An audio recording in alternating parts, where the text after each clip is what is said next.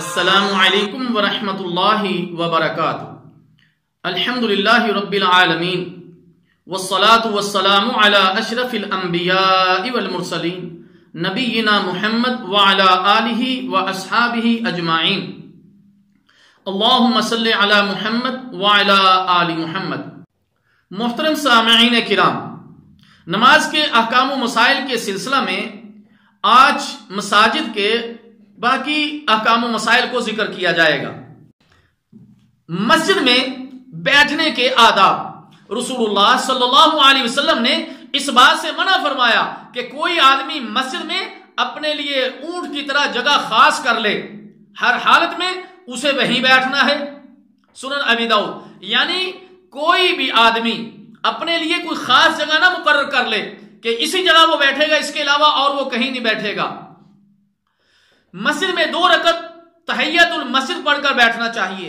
رسول اللہ صلی اللہ علیہ وسلم نے فرمایا اذا دخل احدکم المسجد فلیرکع رکعتین قبل ان یجلس، صحیح بخاری۔ جب تم میں سے کوئی مسجد میں داخل ہو تو اسے بیٹھنے سے پہلے 2 رکعت پڑھنی چاہیے۔ اسی طرح مسجد میں جائیں تو وہاں مجلس کے آداب کا خیال رکھیں۔ نمبر 1، جب وہاں پہنچے تو لوگوں کو سلام کرے، صحیح بخاری۔ جہاں جگہ ملے وہاں بیٹھ جائے، لوگوں کی گردنیں نہ پھلانگتا پھرے، سنن نسائی اور سنن ابی داؤد۔ نمبر 3، 2 آدمیوں کے درمیان گھس کر نہ بیٹھے، صحیح بخاری۔ نمبر 4، کسی کو اٹھا کر اس کی جگہ نہ بیٹھے، صحیح بخاری۔ نمبر 5، اگر کوئی شخص مجلس سے کسی غرض سے اٹھے پھر وہاں واپس آ جائے تو وہ اس جگہ کا زیادہ حقدار ہے، صحیح مسلم۔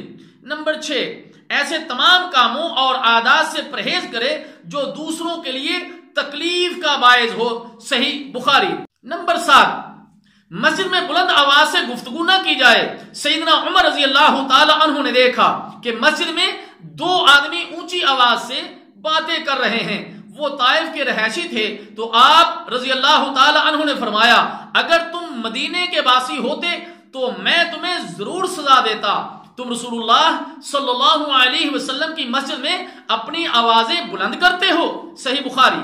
نمبر 8، مسجد میں فارغ نہ بیٹھے بلکہ تلاوت اور ذکر و اذکار درود شریف وغیرہ پڑھتا رہے۔ نمبر 9، اگر خطبہ جمعہ کے دوران میں کسی کو نیند آ رہی ہو تو وہ جگہ کو تبدیل کر رہے، سنن ترمذی۔ نمبر 10، مجلس کے آخر میں کفارہ مجلس کی دعا پڑھے۔ یہ دعا مجلس میں کیے گئے گناہوں کا کفارہ بن جاتی ہے، اور وہ دعا یہ ہے سبحانک اللہم وبحمدک اشہد ان لا الہ الا انت استغفرک واتوب الیک، سنن ترمذی۔ اے میرے اللہ، تو پاک ہے، اپنی تعریف کے ساتھ میں گواہی دیتا ہوں کہ تیرے سوا کوئی معبود نہیں، میں تجھ سے بخشش مانگتا ہوں اور تیری طرف توبہ کرتا ہوں۔